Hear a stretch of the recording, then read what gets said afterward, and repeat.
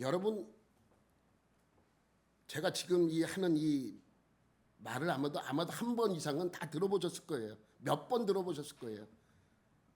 좋을 때나 나쁠 때나, 부유할 때나 빈곤할 때나, 기쁠 때나 슬플 때나, 아플 때나 건강할 때나, 검은 머리가 팥뿌리가 되고 죽음이 우리를 갈라놓을 때까지. 들어보셨죠? 네. 한 번 이상은 다 들어보셨어요. 한 번. 아니, 나한테 적용이 안 돼도 어디 갔더니 한 번쯤은 이 이야기를, 이 문구를 다 들어보셨을 것입니다. 사실 젊은 세대는 좀 다르게 표현하는 경우는 있어도 결혼식 날 이 서약을 안 하는 부분은 없습니다. 과거에도 현재도 결혼식장에서 주례사를 들으면 반드시 결혼 서약을 하는 결혼 서약서에 들어가는 문구입니다. 근데 여러분, 이 문구가 어디에서 처음 사용했는지 여러분 아세요? 여러분 많이 사용했잖아. 어서 누가 먼저 사용했는지 여러분 아세요? 아시는 분 내가 상금을 줘야 돼. 상품을. 한 번쯤은 들어보신 이 문구, 여러분의 결혼식 때 들어서 보셨을 이 문구는 사실 영국 성공회에서 발간한 1549년이에요. 1549년도에 발간한 공동 기도문에 기록된 문구입니다. 초안은 그 당시 성공의 주교였던 토마스 크레머라는 사람이 기록한 거예요. 그렇대잖아요. 그래서 이 기도서를 보면, 기도서에 보면 아침 기도문이 있고 낮 기도문이 있고 저녁 기도문, 간구할 때 기도문, 감사 기도문, 그래서 각종 기도문이 기록되어 있습니다. 또 이 공동 기도문에 보면 각종 예식서의 순서가 기록되어 있어요. 세례 예식을 할 때도 견직 예식, 고해, 장례, 결혼 등에 기록된 예식서가 기록되어 있는데 그 기록된 문구가 아까 읽어드렸던 그것입니다. 그래서 혼인서약서의 문구는 사실 원본은 이래요. 원본은 이 공동 기도문이에요. 이 책의 안에 들어간 문구가 바로 이겁니다. 뭐 영어로 되어 있으니까 모르는데 처음에 I는 나죠. 나. N은 내 이름이에요. 내 이름을 대는 거예요. 나 송기성은 이렇게 시작하는 거예요. 그래서 다음에 나오는 N은 이제 상대방의 이름, 배우자의 이름. 그래서 가로 안에는 와이프와 허스밴드가 있죠. 와이프는 나 송기성은 우리 김혜안을 나의 아내로, 여자가 할 때는 나의 남편으로 이렇게 시작된 문구입니다. 이 문구의 내용을 제가 영어로 하면 여러분도 모르고 저도 잘 몰라요. 그래서 한글로 제가 해석을 해서 여러분에게 알려드리겠습니다. 나 아무개는 상대방 아무개를 배우자로 맞아 오늘부터 죽음이 우리를 갈라놓을 때까지, 더 좋을 때나 더 나쁠 때나 더 부자일 때나 더 가난할 때나 아플 때나 건강할 때나 변함없이 그대를 사랑하고 보살피며 하나님의 거룩하신 뜻을 따라 부부로 살아갈 것을 약속합니다. 이게 오리지널 버전이에요. 여러분, 그러니까 이 결혼 서약서들의 문구 안에는 어떤 의미가 담겨져 있습니까? 왜 이 문구를 가지고 서약을 합니까? 평생 함께 하라는 거예요. 평생 함께. 함께 기뻐하고 함께 슬퍼하고 함께 좋기도 하고 함께 나쁘기도 하고 함께 부자가 될 수도 있고 함께 더 가난하게 될 수도 있다는 의미입니다. 어떤 분이 자기 남편이 전화가 왔는데 슬쩍 보니까 예전에 제가 있던 교회에서 전화가 와요. 그래서 거기에 왼수라고 적혀 있어. 왼수가 누구예요? 그랬더니 우리 남편이요, 남편. 왼수가 될지언정 어떻게 하라는 거예요? 함께 기뻐하고 함께 슬퍼하고 함께 좋고 함께 나쁘라는 이야기입니다. 함께. 여러분, 드라마의 멘트처럼 아프냐? 나도 아프다 라는 거 하라는 거예요. 슬프냐? 나도 슬프다. 함께 하라는 것입니다.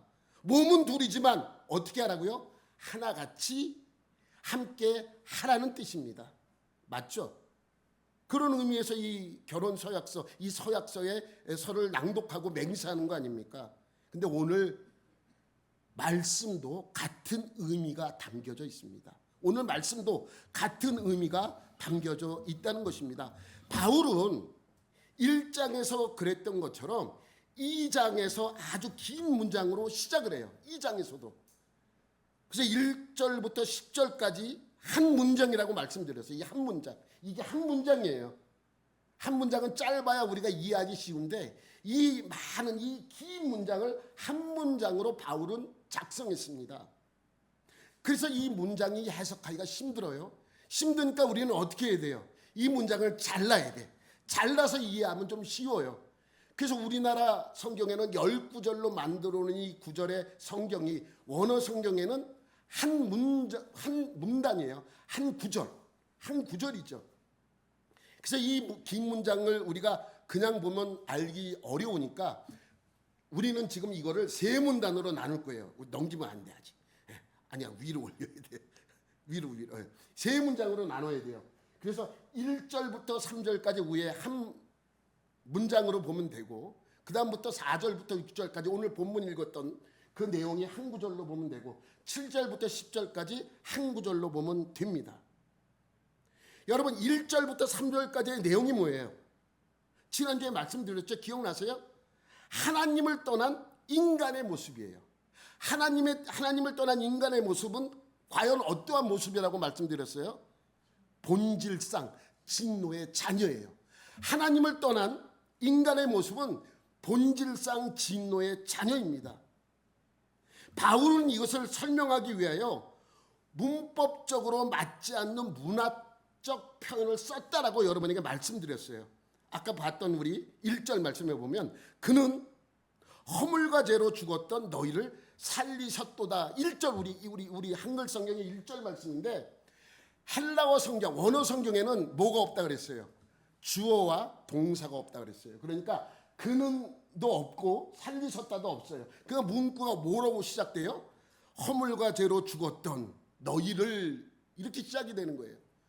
그러니까 문구가 좀 이상해질 수밖에 완벽한 문구가 아닙니다. 그러니까 이 표현은 뭐냐면 여기서 그는 누구예요? 하나님이잖아요. 하나님이 우리를 살린 거잖아요. 그런데 1절부터 3절까지는 우리의 죄악상을 낱낱이 보여주기 위하여 설명하는 그 구절에 하나님이라는 단어를 일부러 쓰지 않은 거예요. 그래서 주어와 동사가 하나님을 뜻하는 단어니까 주어와 동사를 빼버린 문구가 1절부터 3절까지 이어지는 것입니다.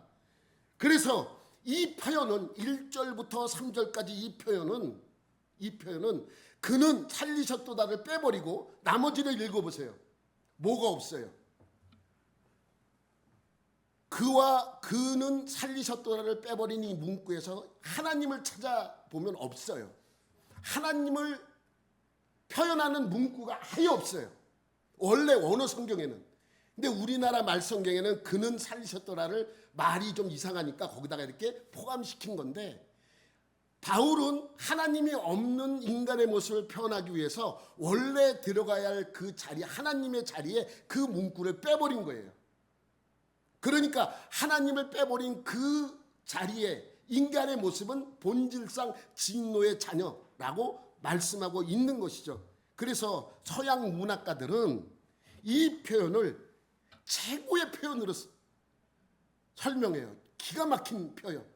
하나님을 설명해야 될 그 자리에 하나님이라는 단어를 빼버리고 인간의 죄악상을 낱낱이 표현한 이 구절 속에 하나님이 없이 만들어진 이 문구를 문학작품으로 최고의 문구라고 인정하는 문구입니다. 근데 1절에 없었던 문장이 주어와 동사가 비로소 어디에서 나와요? 4절과 5절에 나옵니다. 우리 한번 다 같이 한번 읽어보시죠. 시작. 긍휼이 풍성하신 하나님이 우리를 사랑하신 그 큰 사랑을 인하여 허물로 죽은 우리를 그리스도와 함께 살리셨고 너희는 은혜로 구원을 받은 가로 안에 있어요. 여러분 이 가로 안에 있는 것도 원래 원어 헬라어 성경 안에도 가로 안에 들어가 있어요. 대부분 성경에 보면 가로 안에 들어가 있는 것은 뭐 이렇게 어떤 사본에는 없음 이렇게 읽잖아요. 이거는 원본 자체에도 가로 안에 들어가 있어요.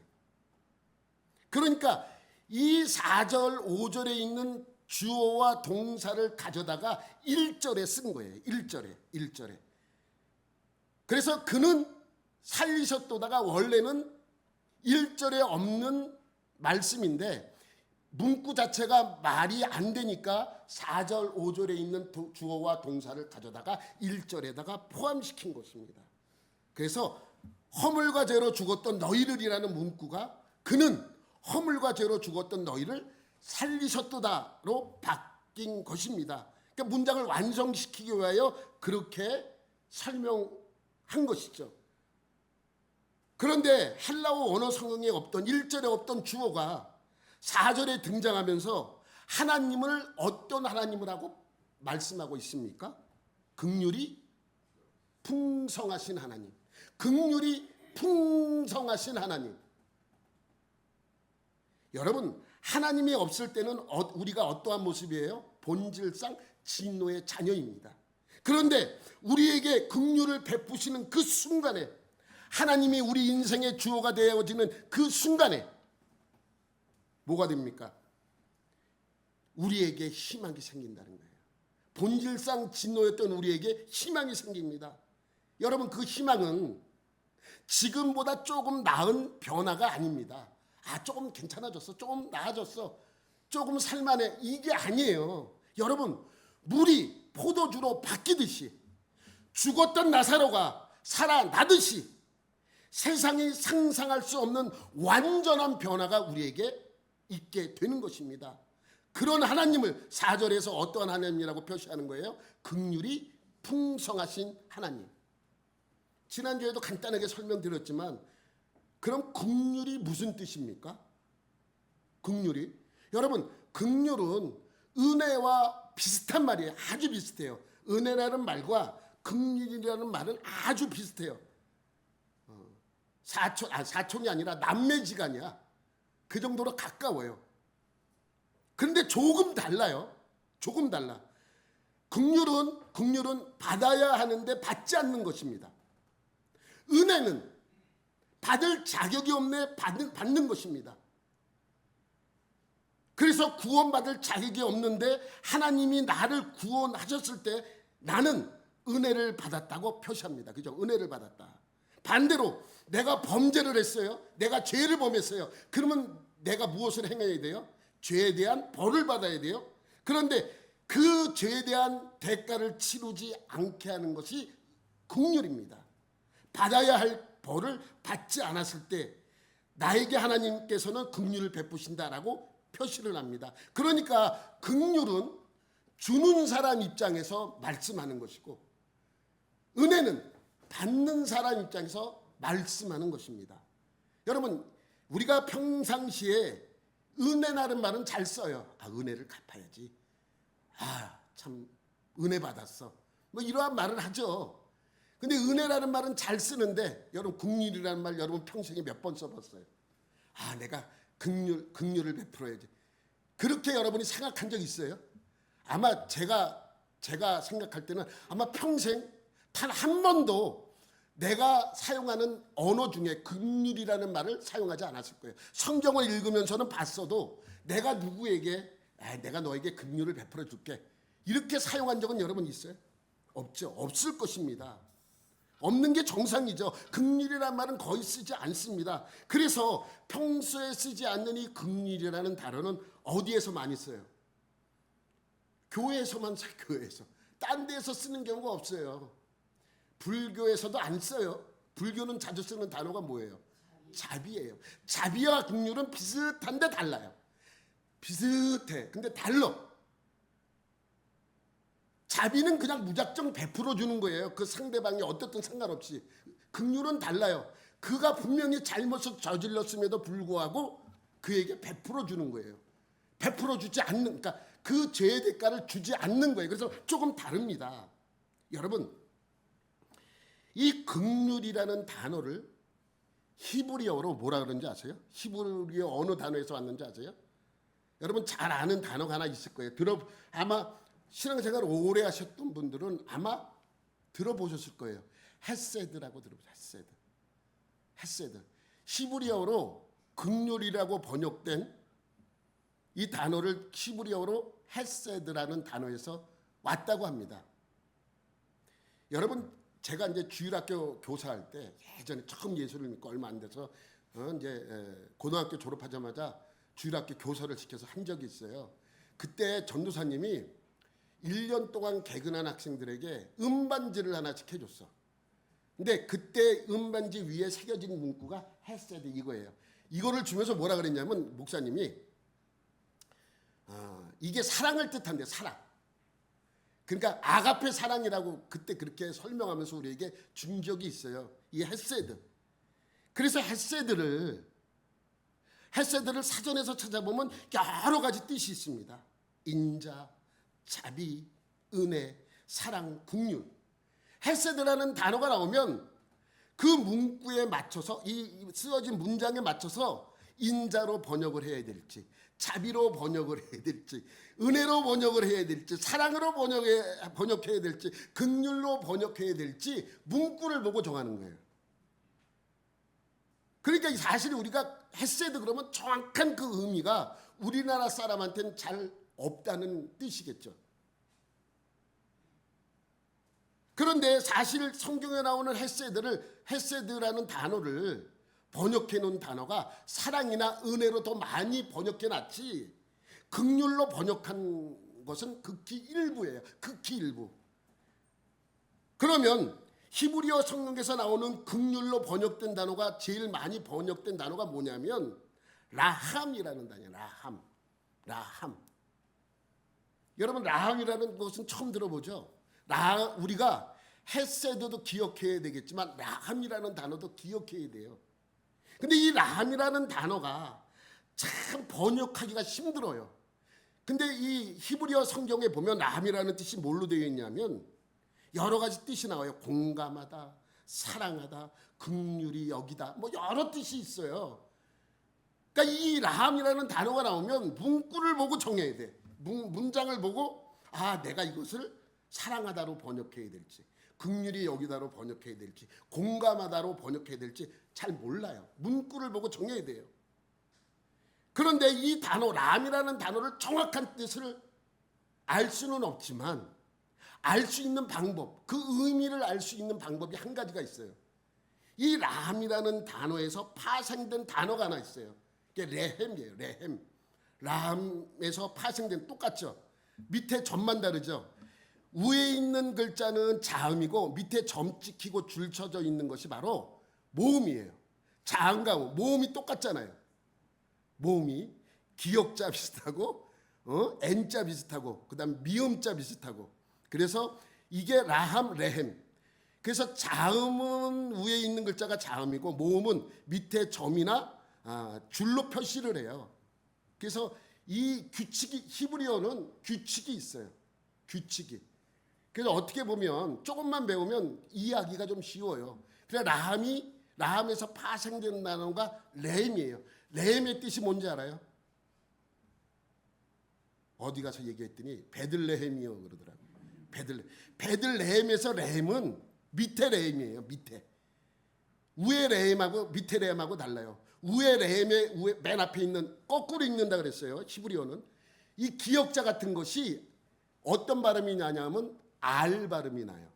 밑에 있는 이 위에 꼭다리 달린 이 표시는 엘 발음이 나요. 그러니까 레헴인데 우리나라 사람은 이 발음을 잘 못해요. 똑같이 레헴이야. 영어의 알 발음과 엘 발음하고 비슷해요. 베들레헴 할 때 이 베들레헴은 엘 발음이에요. 엘 발음. 이 레헴이라는 뜻이 뭐냐면 빵이라는 뜻이 빵. 그래서 베들레헴 하면 벳이 집이라는 뜻이거든요. 레헴은 빵이에요. 그러면 뭐예요? 베들레헴이 빵집이라는 뜻이에요. 왜냐하면 베들레헴 근처에 뭐가 많아요? 농사, 밀농사는 그 장소가 많기 때문에 빵집이 많았나 봐요. 그래서 이 도시 이름이 그냥 빵집이에요. 오늘 말하는 램은 베들레헴하고 전혀 달라요. 다른 글자예요. 이 램은 어떤 뜻을 갖고 있는지 아세요, 여러분? 빵하고 전혀 상관이 없어. 이 램은 람에서 파생된 램은 자궁이나胎를 의미합니다. 이거는 명사기 때문에 정확해요. 명사기 때문에 정확해요. 태, 자궁, 아이를 품는 곳, 태, 자궁이라는 뜻입니다. 그래서 하나님께서 우리에게 긍휼을 베푸시도다라는 문장 속에는 어떤 의미가 있어요? 어머니가 자식을 태에서 품어 보호한다는 의미가 포함되어 있겠죠. 뭐가? 라함이라는 단어 안에. 라함은 뭐 태, 뭐 자궁 이런 뜻은 아니더라도 이 라함 안에는 자궁의 의미가 내포되어 있기 때문에 자궁은 아이를 보호하는 곳 아닙니까? 그러니 이 라함이라는 말 속에는 하나님이 우리에게 긍휼을 베푸셨다, 라함하셨다라고 말씀하셨다면 하나님이 우리를 어떻게 보호하신다는 거예요? 어머니가 아이를 보호하듯이 보호한다는 의미가 있는 것입니다. 여러분, 세상의 모든 여자는 자기 태에 아기가 생기는 순간 뭐가 돼요? 모든 여자는 어머니가 돼요. 어머니가 돼요. 여자와 어머니는 다릅니다. 어머니가 되는 순간, 그러니까 여러분 어머니가 되는 순간 이 어머니는 자기 자식을 보호하기 위하여 최선을 다하는 거예요.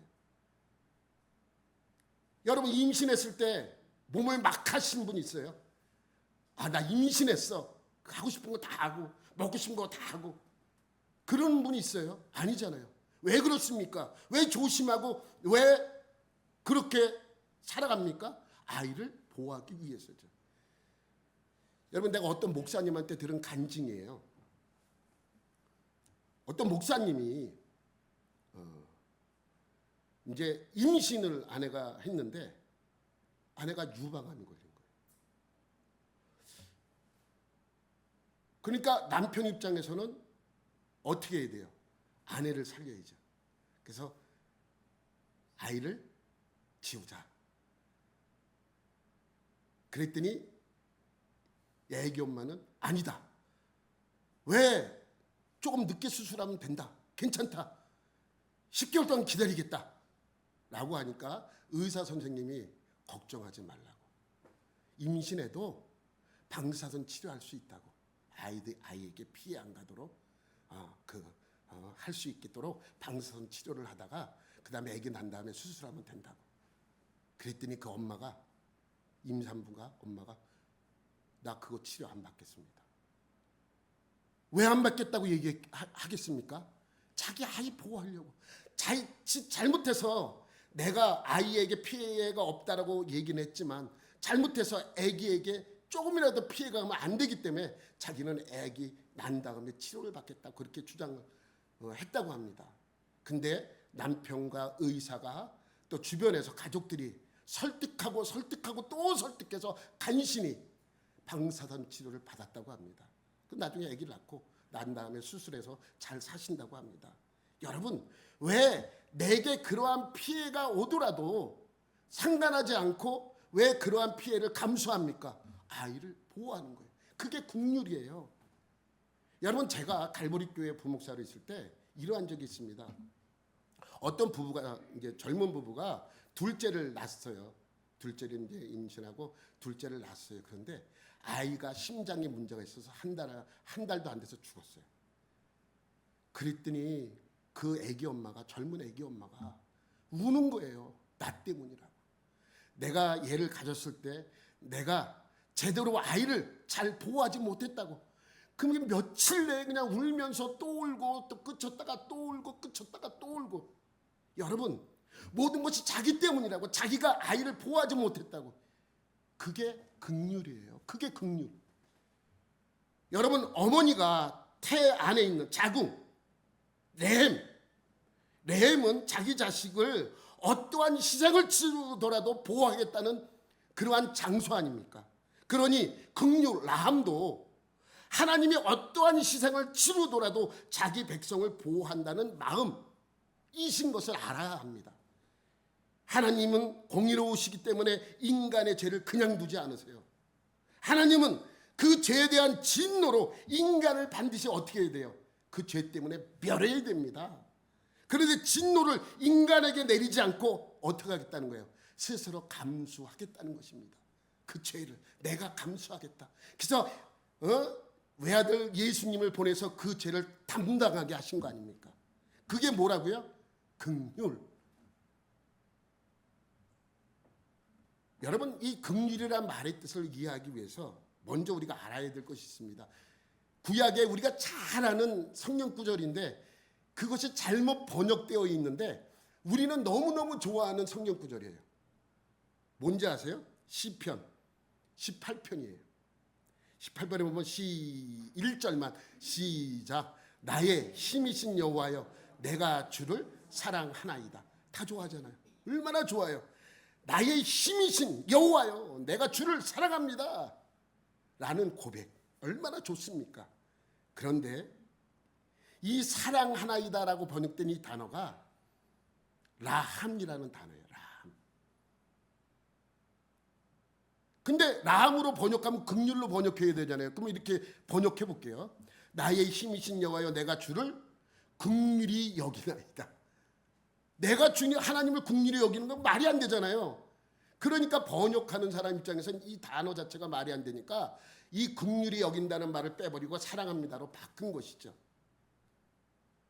그런데 이 여기서 쓰여진 라함이라는 단어 자체는 사랑합니다라는 의미로 쓰여진 것이 절대로 아니에요.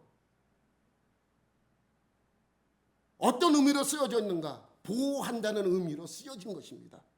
라함으로 쓰여졌기 때문에 이게 긍휼로 번역하지 않아도 돼요. 이것을 어떻게 번역하면 됩니까? 예? 어떻게 번역하면 됩니까? 사랑으로 번역하지 않고 긍휼로도 번역하지 않으면 이렇게 번역하면 됩니다. 나의 힘이신 여호와여 내가 주의 품 안에 있나이다. 왜 그렇습니까? 주님의 보호를 받고 싶은 거예요. 다윗은 지금 누구의 보호를 받기를 원하는 거예요? 하나님의 보호를 받기 위한 거죠. 그런 게 어딨냐? 2절부터 보세요. 2절부터 한번 읽어볼게요. 시작. 여호와는 나의 반석이시요 나의 요새시요 나를 건지시는 이시요 나의 하나님이시요 내가 그 안에 피할 나의 바위시요 나의 방패시요 나의 구원의 뿌리시요 나의 산성이시로다. 내가 찬송받으실 여호와께 아뢰리니 내 원수들에게서 구원을 얻으리로다. 어떤 의미예요? 보호를 받고 싶은 거잖아요. 지금 내가 하나님의 보호를 받고 싶은 거예요. 내가 주님을 사랑한다는 고백을 하려는 것이 아니고 내가 하나님의 보호를 받고 싶은 거예요. 그러니까 나의 힘이신 여호와여 내가 주를 사랑하나이다 라고 번역하기보다는 나의 힘이신 여호와여 내가 주의 품 안에서 보호받기를 원합니다 라고 고백하는 구절이죠. 그런데 사실 그것보다는 내가 주를 사랑하나이다 라는 고백이 우리의 마음에는 더 와닿습니다. 그러나 그런 뜻이 아닌 거예요. 내가 주님의 보호를 받기를 원합니다. 내가 보호를 받기 원합니다 라는 뜻을 가지고 있는 것이죠. 여러분 성경에 보면 긍휼이라는 하나님의 긍휼을 집중적으로 써놓은 책이 있어요. 하나님의 긍휼을 집중적으로 써놓은 책 어디 무슨 성경인지 아십니까?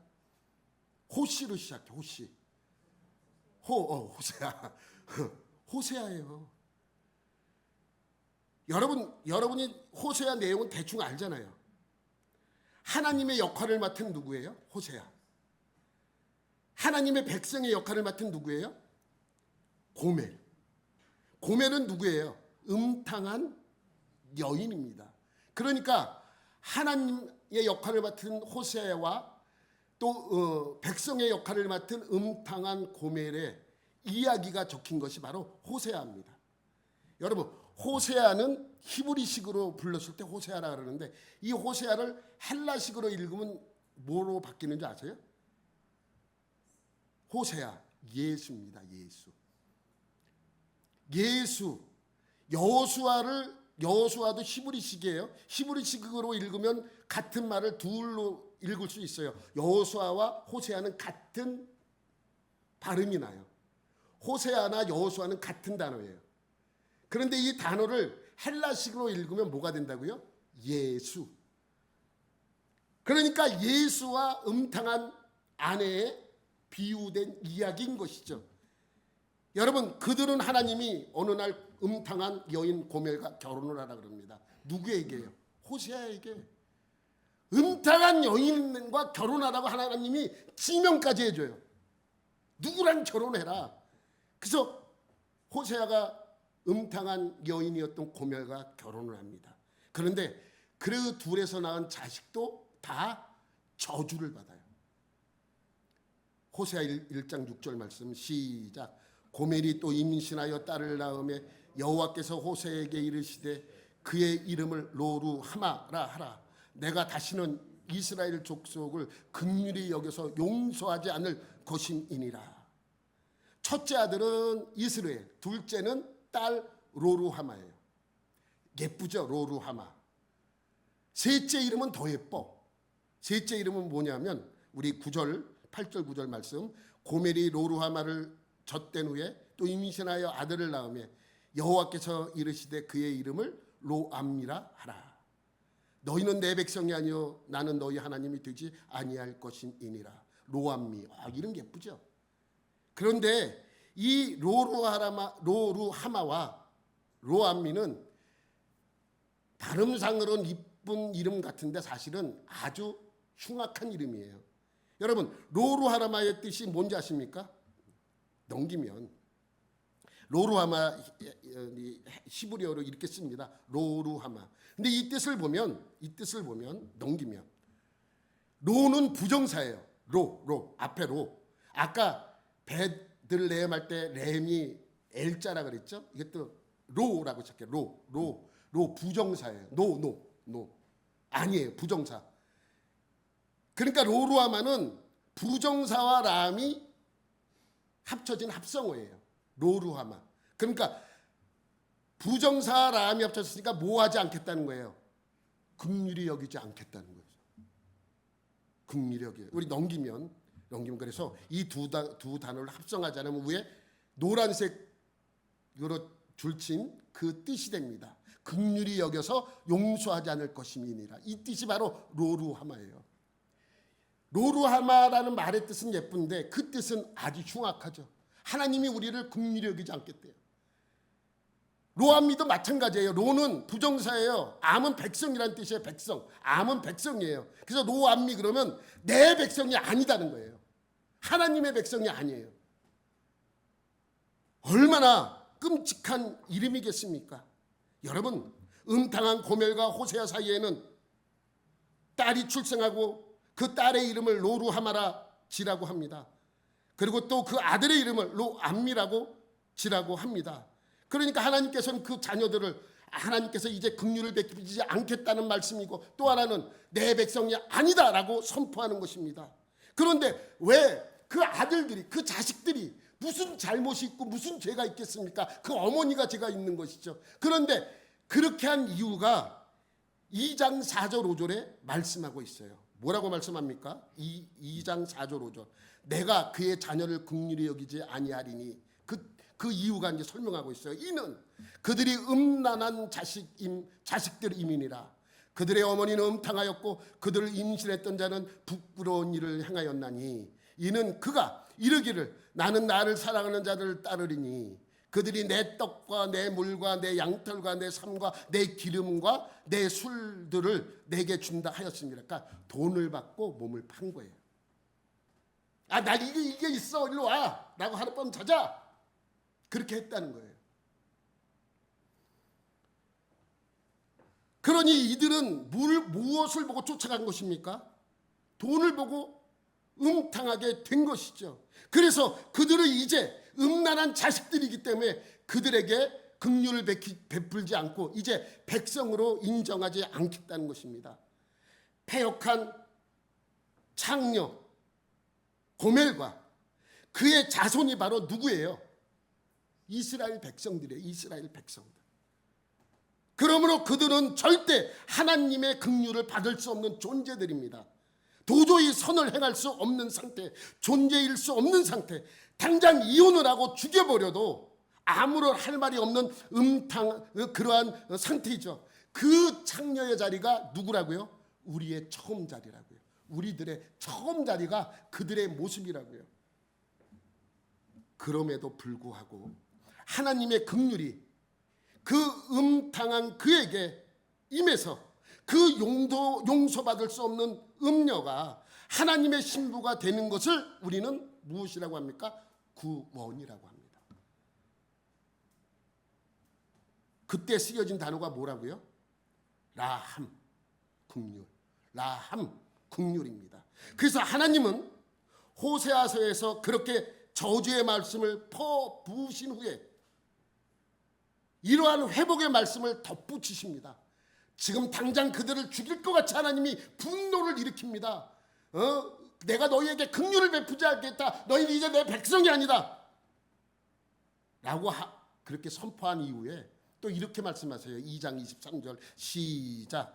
내가 나를 위하여 그를 이 땅에 심고 긍휼히 여김을 받지 못하였던 자를 긍휼히 여겨서 내 백성 아니었던 자에게 향하여 이르기를 너는 내 백성이라 하리니 그들은 이르기를 주는 내 하나님이시라 하리라 하시니라. 이것이 바로 하나님의 긍휼이죠. 그래서 하나님의 긍휼이 호세아서의 주제입니다. 여러분 호세아서 11장쯤 가면 많은 이야기들로 바뀝니다. 그러한 하나님의 본질로서의 긍휼을 아주 잘 묘사하는 내용이 나옵니다. 그것이 호세아서 11장 7절과 8절입니다. 내 백성이 끝끝내 내게서 물러가나니 내 백성이 내게서 도망친다는 거예요. 물러간다. 비록 그들을 불러 위에 계신 이에게로 돌아오라 할지라도 야 제발 가지 말고 돌아와 라고 그들에게 요구를 해도 일어나는 자가 하나도 없대요. 일어나서 돌아오는 자가 한 명도 없는 거예요. 근데 하나님께서 뭐라 그래요? 에브라임이여 내가 어찌 너를 놓겠느냐. 이스라엘이여 내가 너를 어찌 버리겠느냐. 내가 어찌 너를 아드마같이 놓겠느냐. 어찌 너를 스보임같이 두겠느냐. 아드마와 스보임은 무엇인지 아세요 여러분? 소돔과 고모라가 멸망할 때 그 옆에 있던 도시들이 함께 멸망한 도시예요. 그러니까 그 멸망하는 도시처럼 내가 놔두겠느냐. 너희가 내가 아무리 불러도 오지 않더라도 오지 않아. 그러고 죽이지 않는다는 것입니다. 그리고 그들을 향하여 어떻게 한다는 거예요? 맨 마지막 줄 내 마음이 내 속에서 돌이키어 나를 긍휼히 온전히 불붙듯 하도다. 그들을 보호하고 싶은 하나님의 마음이 표현되어 있는 것이죠. 이게 하나님의 긍휼입니다. 평생 음탕한 짓만 하던 고멜에게 값없이 부어지는 것이 하나님의 긍휼입니다. 여러분 고멜이 뭘 잘해서 호세아의 신부가 되어서 그와 함께 살았던 것이 아닙니다. 고멜은 끝까지 음탕한 짓을 하다가 결국 노예시장에 팔려 돼지고기처럼 매달립니다. 그런데 그러한 여자를 보리 한 오멜과 은 15이라는 목숨값을 가지고 신랑이 가서 그를 다시 구해 오는 내용이 호세아서입니다. 이게 뭐라고요? 긍휼. 그에게 징계를 내리고 벌을 내리고 죄를 물어야 하지만 그러지 않겠다는 것입니다. 그게 뭐라고요? 긍휼. 그래서 자격 없는 우리를 구원하시는 하나님의 은혜를 하나님이 우리에게 긍휼을 베푸셨다라고 표현하는 것입니다. 그렇게 긍휼이 풍성하신 하나님이 우리를 살리셨습니다. 그런데 오늘 본문이 주는 말씀은 긍휼의 하나님을 강조하지만 더 중요한 것이 있습니다. 여러분 아까 우리가 읽었던 말씀 중에 여기서 보면 살리셨고가 동사라고 말씀드렸잖아요. 그런데 동사가 하나 나오지 않아요. 동사가 3개가 언급되어 있어요.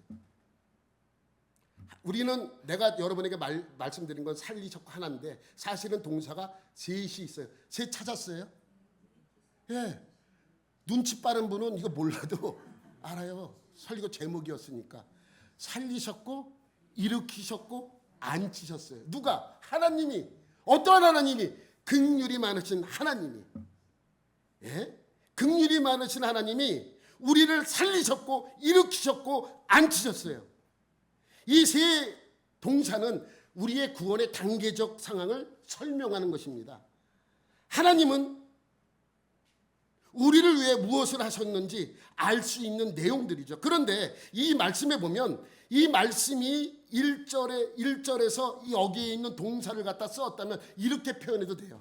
여러분 보면 1절에 보면 그는 허물과 죄로 죽었던 너희를 살리셨고 일으키셨고 앉히셨도다. 이렇게 표현해도 되죠. 근데 이건 없는 말이에요. 없는 말을 가져다가 쓴 거니까. 근데 더 정확하게 표현하면 한 장 넘겨보세요. 긍휼이 풍성하신 하나님이 허물과 죄로 죽었던 너희를 살리셨고 일으키셨고 앉히셨도다라고 설명하는 것이죠. 그러면 이 세 단계는 무엇인가? 살리시는 것은 무엇이고 일으키는 것은 무엇이고 앉히시는 것은 무엇인가? 여러분 여기서 살리셨고는 뭐예요? 부활이 아니에요 사실. 여러분 우리가 예수를 믿으면 구원을 받잖아요. 그러니까 구원을 받았다는 표현을 우리를 살리셨다고 표현하잖아. 그러면 살리셨고 여러분 부활을 뜻하는 단어는 그 다음번에 나와요. 뭐예요? 일으키신 거예요. 일으켜서 죽음에서 일으키신 것. 이게 부활을 뜻하는 것이고 살리셨고는 우리가 생각하는 죽음에서 살리신 부활을 뜻하는 것이 아니라 이미 우리가 죽었던 우리를 구원하는. 그래서 이게 헷갈릴까 봐 사도 바울도 거기다가 나중에 아마 추가하는 것 같아요. 그래서 가로 안에 누워놓은 거예요. 뭐라 그랬어요? 너희는 은혜로 구원을 받은 것이라. 살리셨고 하나님이 우리를 살리셨는데 너희는 은혜로 구원을 받은 것이라 라고 강조를 한 다음에 또 함께 일으키는 거는 부활이에요. 그리고 앉히시는 거는 하나님 구원의 자리에 가서 하늘나라에 가서 하나님 앞에 앉아 있는 것을 말씀하고 있는 것입니다. 그러니 이 말뜻을 우리가 다 잘 이해를 해야 합니다. 여러분 이 말씀은 우리가 어떻게 이해를 해야 하는가? 여러분 이 말씀에 보면 재밌는 것이 있어요. 살리셨고 일으켰고 앉히신다는 말은 능동태예요. 내가 뭐 하는 것이 아니라 수동태예요. 그래서 내가 수동적으로 움직이는, 누가 나를 해 주었기 때문에 살 수 있는 것이고 일으킬 수 있는, 일어날 수 있는 것이고 앉을 수 있는 것입니다. 그런데 이 세 가지는 어떠한 것인가? 난 여러분에게 이것을 말씀드리려고 오늘 말씀을 전한 것입니다. 여러분 여기서 우리가 중요한 것이 있습니다. 무엇이냐면 어떻게 살렸고 어떻게 일으켰고 어떻게 앉히셨는가, 그 방법이 무엇인지 우리에게 바울은 설명하고 있어요. 여러분 4절부터 6절까지 다시 보면 공통적으로 표현된 말씀이 있습니다. 공통적으로 표현돼요. 뭐예요? 어떻게 살렸어요? 어떻게 일으켰어요? 어떻게 앉히셨습니까? 여기에 보면 앞에 붙어 있는 것이 있어요. 붙어 있는 거 딱 넘겨야 되는데 딱 넘기면 하나 더 넘기면 이거예요. 이거. 바울이 말하고 싶었던 것이 이겁니다. 그리스도와 함께 우리를 살렸고 그리스도와 함께 우리를 일으켰고 그리스도와 함께 우리를 하나님 앞에 앉힌 것입니다. 이것이 왜 중요하냐면, 여러분 왜 그리스도와 함께라는 말의 뜻은 무엇이냐면 이런 것이에요. 여러분 우리는 죄 때문에 죽어야 합니다. 우리는 스스로 그 죄에서 빠져나올 수 없어요.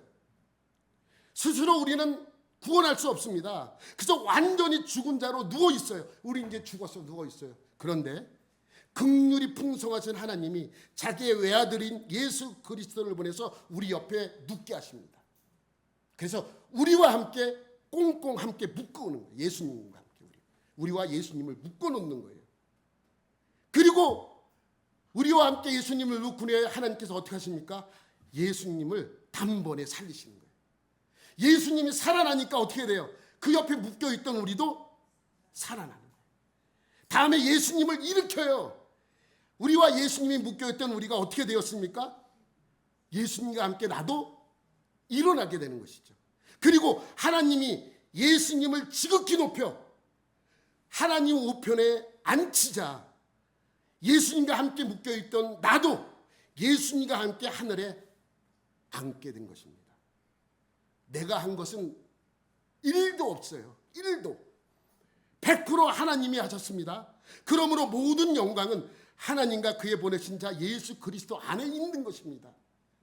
이것이 구원입니다. 이것이 하나님이 우리에게 긍휼을 베푸신 거예요. 그러면 내가 그리스도와 함께 묶여 있다면 나는 어디까지 올라갈 수 있습니까? 어디까지?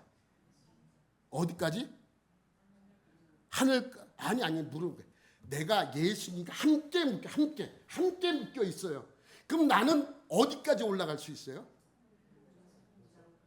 아니. 질문. 나는 지금 누구랑 묶여 있다고요? 그럼 나는 어디까지 올라갈 수 있어요? 아니. 예수님이 가는 데까지 가는 거죠. 예수님이 가는 데까지 내가 가는 거예요. 여러분이 있는 그 자리가 얼마나 영광스러운 자리인지 여러분 알아야 됩니다. 여러분 한 반대로 생각해 볼게요. 예수님과 나와 묶여 있어요. 예수님과 내가 묶여 있어요. 내가 힘들면 누구도 힘듭니까? 내가 아프면 누구도 아픕니까? 내가 어려우면 누구도 어렵습니까? 내가 고난스러우면 예수님도 고난스러운 것입니다. 내가 슬프면 예수님도 슬퍼하십니다. 여러분이 처음 예수님을 나의 구주로 믿었을 때 여러분 모두는 예수님과 믿음의 서약을 했을 것입니다. 이제 내 예수님을 나의 구주로 나는 믿겠습니다. 그러한 선포를 하셨을 것입니다. 그때 그것을 생각해 보시기 바랍니다.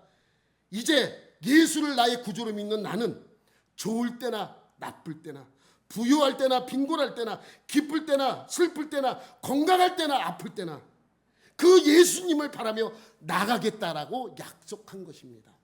여러분 그런 믿음을 갖고 주님의 신앙 안에서 살아가는 여러분들이 되시기를 예수님의 이름으로 축원합니다.